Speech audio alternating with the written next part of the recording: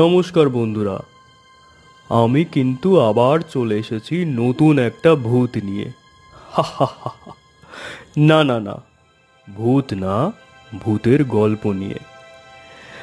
বাইরে দেখছি ভালোই মেঘ ঘনিয়ে এসেছে, তা এই রকম আবহাওয়াতে একটা ভূতের গল্প না হলে তো কেমন একটা অসম্পূর্ণ থেকে যায়।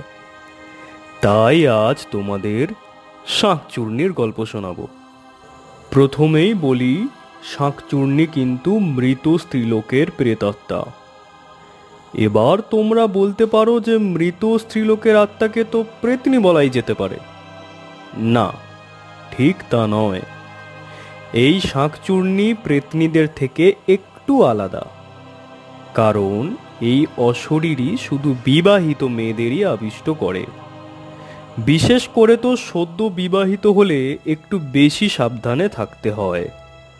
তবে এরা যত্রতত্র ঘুরে বেড়ায় না, সাধারণত পুরনো গাছেই বসবাস করে। যদি কোনো মহিলা সন্ধ্যের সময় চুল খুলে শাঁকচূর্ণীর নজরে আসে, তাহলে শাঁকচূর্ণী তার শরীরের মধ্যে প্রবেশ করে নিজের অসমাপ্ত সংসার জীবন আবার শুরু করতে চায়। আমাদের ছোটবেলায় এই জিনিসটা প্রায় ঘটত। শাঁকচূর্ণী শরীরের ভিতর প্রবেশ করলে কয়েকদিন হয়তো বুঝতে সময় লাগে, কিন্তু এরা বেশি দিন নিজেদের প্রচ্ছন্ন রাখতে পারে না। পা পুড়িয়ে রান্না, দাঁতে করে ভর্তি কলসি তোলা, আরও নানা রকম লক্ষণ দেখা দেয়। এবার এনার একটু রূপ বর্ণনা করা যাক।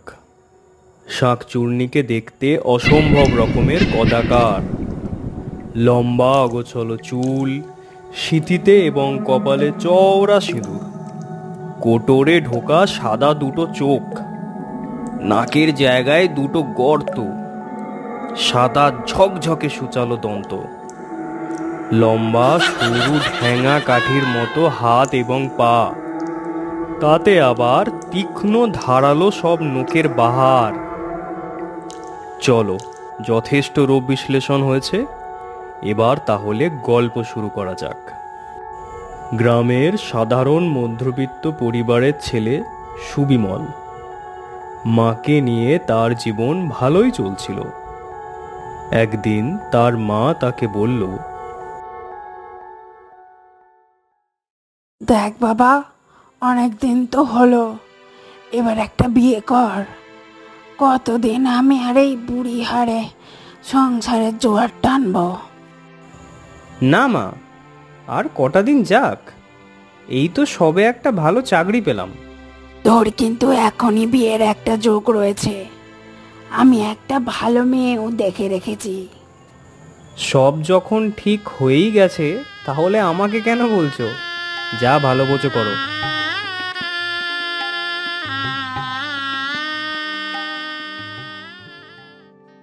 বৌমা, বৌমা, কোথায় গেলে বলো তো? হ্যাঁ মা, ডাকছেন? হ্যাঁ, কোথায় ছিলে মা? এই তো একটু ঘাটে গিয়েছিলাম। দেখো মা, তুমি এখানে নতুন, আর তোমার গা থেকে এখনো বিয়ের গন্ধ কাটেনি। তাই তোমাকে বলছি, সন্ধ্যের পর ঘাটের দিকে বেশি যেও না, জায়গাটা ভালো না। কেন মা, কি আছে ওই জায়গায়? কিছু না, তোমাকে যেটা বলছি করো। বড়দের কথা অগ্রাহ্য করতে নেই। আচ্ছা মা, ঠিক আছে। রেখা, হ্যাঁ গো, বলো। আজ তোমার বাপের বাড়ি যেতে হবে অষ্টমঙ্গলাতে, মনে আছে তো? হ্যাঁ গো, মনে আছে। মনে হচ্ছে যেন 1 বছর পরে যাচ্ছি। আমার যে কি আনন্দ হচ্ছে। তাই? আচ্ছা ঠিক আছে। হ্যাঁ শোনো, ভালো কথা, আমি কিন্তু আজ সকালে বেরোতে পারবো না, আমার একটু কাজ পড়ে গেছে। কাজ থেকে ফিরে আমরা ওই সন্ধ্যের পর বেরোবো। কেন? আজ সকালে গেলে ভালো হতো না? বুঝতে পারছি গো, কিন্তু আমার কিছু করার নেই, কাজটা ভীষণ দরকারি। তুমি তৈরি হয়ে থেকো, আমি আসলেই আমরা বেরিয়ে যাব। আচ্ছা, যেমন তুমি ভালো বোঝো। এখন আমি আসছি তাহলে। ওমা, আমি বেরোচ্ছি। সাবধানে যাস বাবা, আর তাড়াতাড়ি ফিরিস। আচ্ছা ঠিক আছে। দুগ্গা দুগ্গা।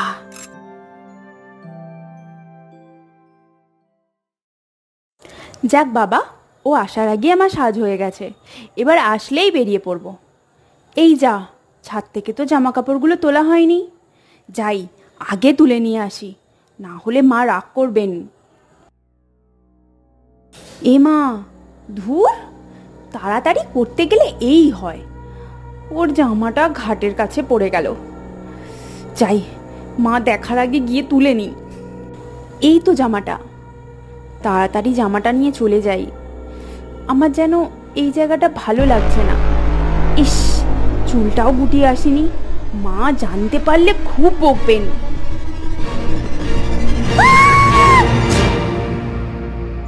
রেখা, রেখা, কোথায় যে যায় না। এই সকালে বাপের বাড়ি যাবার জন্য এত তাড়া লাগাচ্ছিল, আর এখন পাত্তাই পাওয়া যাচ্ছে না। মা, ও মা। হ্যাঁ রে, বল। রেখা কোথায় গো?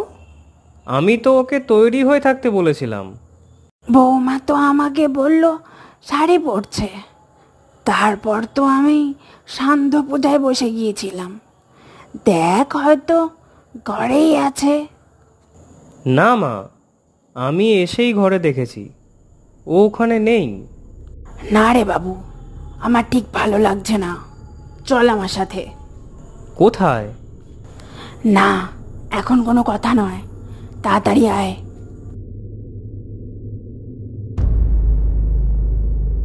রেখা, রেখা। বৌমাকে নিয়ে আগে বাড়ি চল।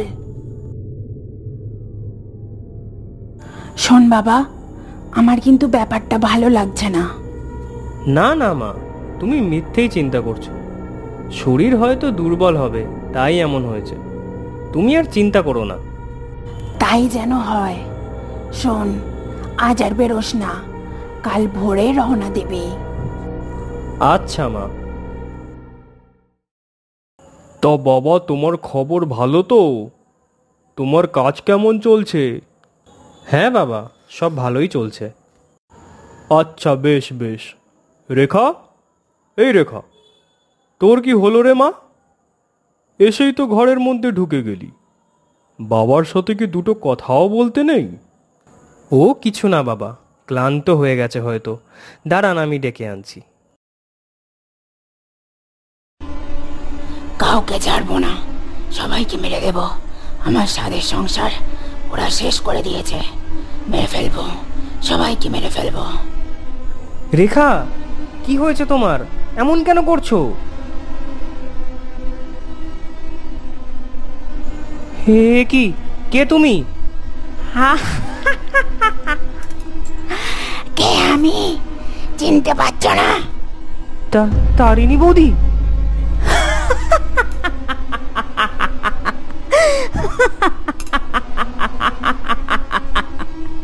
কি হয়েছে? এত চিৎকার কিসের? বাবা, সর্বনাশ হয়ে গেছে। কি হয়েছে আমাকে একটু বলবে? না বাবা, এখন কিচ্ছু বলার সময় নেই। আমি আপনাকে পরে সব বলবো। এখন মাকে নিয়ে আসতে হবে, না হলে আরো বড় ক্ষতি হয়ে যাবে। মা, মা, কোথায় তুমি? কি হলো রে বাবা, কি হয়েছে? তুই এখানে, বৌমা কোথায়? মা, তোমার সন্দেহই ঠিক। তার মানে তারিণী? আর দেরি নয়, এখনই চলো মা। কি হয়েছে বিয়ান, আমাকে একটু পরিষ্কার করে বলুন। জামাই যাওয়ার পর থেকে মেয়ে বিকৃত গলায় চিৎকার করে চলেছে। দাদা, একটু ধৈর্য ধরুন, আগে আমি ব্যাপারটা নিষ্পত্তি করি। জেঠিমা এসেছেন। তারিণী, তুমি বাড়িতে সুবিধা না করতে পেরে এখানে? এত সাহস তোমার! বৌমাকে অনেক বুঝিয়েছেন, গৃহবন্ধন দিয়েছেন, তাও আমাকে আটকাতে পারলেন না। তুমি যখন বেঁচে ছিলে, আমি তোমাকে অনেক ভালোবাসা দিয়েছি।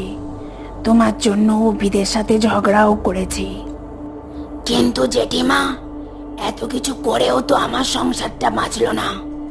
শেষে আমাকে পুড়ে মরতে হলো। কেউ কিচ্ছু করতে পারলো না, কেউ সাজাও পেল না। আমি সবই জানি তারিণী, কিন্তু তাতে আমার কি দোষ বলো? তুমি আমার বৌমাকে এমন করলে কেন? আপনার বৌমাকে দেখে আবার সংসার করার স্বাদ জাগলো। বড় বাবার সাথে তার বাড়ির নিয়ম বড় করতে হয়েছে দিমাইনি আয়া না বাঁচাতে। না না,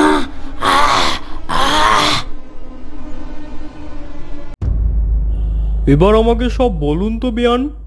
তারিণী আমার ছোট জায়ের বৌমা, বড় ভালো মেয়ে ছিল, কিন্তু অভি মানে তারিণীর বর আর শাশুড়ি দুজনে মিলে অকথ্য অত্যাচার করত, মারধর করত, গালাগাল, না খেতে দেওয়া, কি না করেছে ছোট্ট মেয়েটার ওপর। মেয়েটা আমার কাছে এসে অনেক কাঁদত। আমি যখন অভি আর ওর মাকে বোঝাতাম তখন অত্যাচার আরও বেড়ে যেত। তারপর একদিন কেরোসিন ঢেলে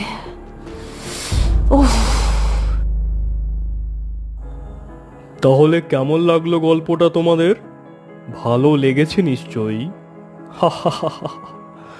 আজ তাহলে আসি। আর হ্যাঁ, বড়দের কথা সব সময় শুনতে হয়।